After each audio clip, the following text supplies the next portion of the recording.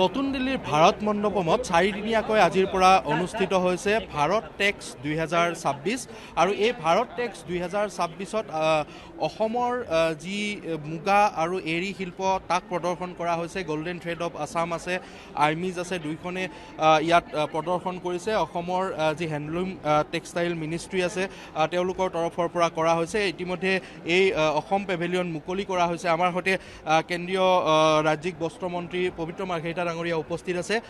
Bharat tax 2026 আৰু যি ভাৰতৰ হেণ্ডলুম আছে তাক যি ধৰণে এক বিশ্ব দৰবাৰত স্থান দিয়াৰ বাবে এই পদক্ষেপ গ্ৰহণ কৰা হৈছে। অসমৰ মুগা এৰী আদি ইয়াত প্ৰমোট কৰা হৈছে। কি ক'ব আজি উন্মোচনৰ? প্ৰথম কথা হ'ল তৃতীয়বাৰৰ বাবে আয়োজন কৰা ভাৰত টেক্স পৃথিৱীৰ ভিতৰতে অন্যতম সৰ্ববৃহৎ এখন টেক্সটাইল ফেয়াৰ বা মেলা। ইয়াত এতিয়ালৈকে কালি ৰাতিপুৱালৈকে 62,000 বায়াৰ চেলাৰে বা অন্যান্য সাধাৰণ দৰ্শকে ৰেজিষ্ট্ৰেশ্যন কৰিছে। এতিয়ালৈকে প্ৰায় 4,000 বিদেশী ক্ৰেতা আহিছে আৰু কেৱল ভাৰত মণ্ডপমতে 1700তকৈ অধিক এনেধৰণৰ বিভিন্ন সংস্থা আহিছে, বিভিন্ন ৰাজ্যৰ প্ৰতিনিধি আহিছে। আমাৰ অসম চৰকাৰ তথা আমাৰ 28খন ৰাজ্যৰে প্ৰত্যেকখন ৰাজ্যৰ প্ৰতিনিধি আহিছে আৰু অসমৰ পৰা বিভিন্ন গোট আহিছে। তাৰ ভিতৰত আপোনালোকে দেখিছে গোল্ডেন থ্ৰেড অফ আছাম, আৰ্মিজ, আমাৰ লাহে লুমছ, আমাৰ হস্ততাঁত বস্ত্ৰশিল্প বিভাগ সকলো আহিছে। আমাৰ বস্ত্ৰমন্ত্ৰী শ্ৰীযুত বিশ্বজিৎ দৈমাৰী ডাঙৰীয়া আহিছে। গতিকে এটা খুব সুন্দৰ পৰিৱেশ। ইয়াত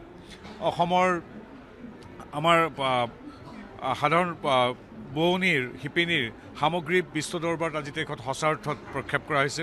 বিভিন্ন দেশৰ 130খন দেশৰ প্ৰতিনিধি আহিছে। আমাৰ ভাৰতৰ এই হস্তশিল্পৰ পৰা উন্নতমানৰ টেকনিকেল টেক্সটাইল, যিটো মডাৰ্ণ টেক্সটাইল, তালৈকে বিভিন্ন বস্তু ক্ৰয় বিক্ৰয় কৰিবৰ কাৰণে। গতিকে আমাক নৰেন্দ্ৰ মোদীদেৱে যি এটা লক্ষ্য স্থিৰ কৰিছে যে আমি 30 চনৰ ভিতৰত $100 বিলিয়ন ৰপ্তানি কৰিব লাগিব। এতিয়া আমি আছোঁ প্ৰায় 40 ওচৰে পাজৰে। বিশেষ কৰি চিল্কটোতো অসমৰ সংস্কৃতিৰ লগত জড়িত। এতিয়া সেইটো আমি কমাৰ্চিয়েলি মানে ডেভেলপ কৰি লৈ যাব লাগে আৰু তাৰ কাৰণে সেইটো এটা আমাৰ বাবে ডাঙৰ অভিজ্ঞতা। লাষ্ট 3 ইয়াৰ্ছ পাৰ্টিচিপেট কৰি আহি আছে। আজি মানে গোল্ডেন থ্ৰেড অৱ আছাম আৰু আমাৰ আইমিজ আৰু লাহে লম তেওঁলোকে কম্পিটিশ্যনত পূৰা মানে এক পৰ্যায়লৈকে মানে লৈ গৈছে। গতিকে এইটো আমাৰ কাৰণে খুবেই ভাল আৰু সেই লাইনতে আমি লৈ যাব লাগিব। আৰু ডাঙৰ বস্তু এটা দেখিছোঁ যে ইয়াত বৃন্দাবনী বস্ত্ৰৰ এটা প্ৰমোট কৰা হয়। সেইকাৰণে অসমৰ সংস্কৃতি এই কাপোৰ বোৱা বা আমাৰ মুগা চিল্ক বা এৰী চিল্ক বা অন্যান্য মাৰবাৰী চবটোৱে আমাৰ অসমৰ সংস্কৃতি। একচুৱেলি বেপাৰ বাণিজ্যৰ ক্ষেত্ৰতহে অসম পিছত পৰি আছে আৰু বেপাৰ বাণিজ্যত আমি পাৰ্টিচিপেট নকৰাৰ কাৰণে অসমৰ আমাৰ প্ৰডাকশ্যনবিলাক মানে কমি গৈছিলে। আৰু বিশেষ কৰি আমি এৰী চিল্কবিলাক জানো, যিবিলাকে এৰী চিল্ক প্ৰডিউচ কৰে তেওঁলোকে সূতাতকৈ এৰী পলুটো খাবলৈহে বেছি কৰে গাঁৱত।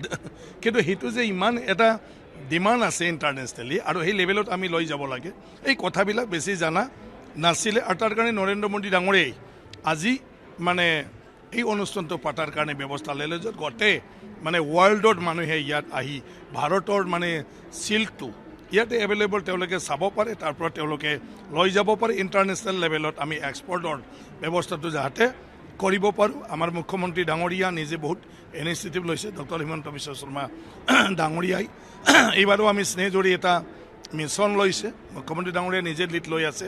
মই ভাবোঁ কম দিনৰ ভিতৰত অসমে আৰু বহুত মানে আগবাঢ়ি যাব পাৰিব।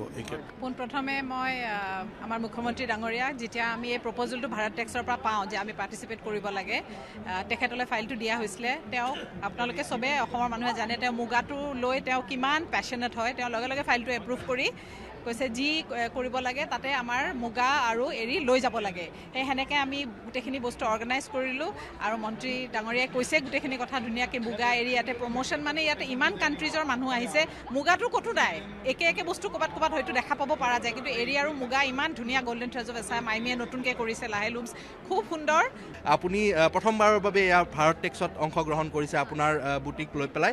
কি ক'ব এই মুহূৰ্তত, কেনেকুৱা অনুভৱ যিহেতুকে এৰী মুগা আপুনি প্ৰমোট কৰি আছে? আজিতো প্ৰথম আৰম্ভ হৈছে, খুব ভাল লাগিছে।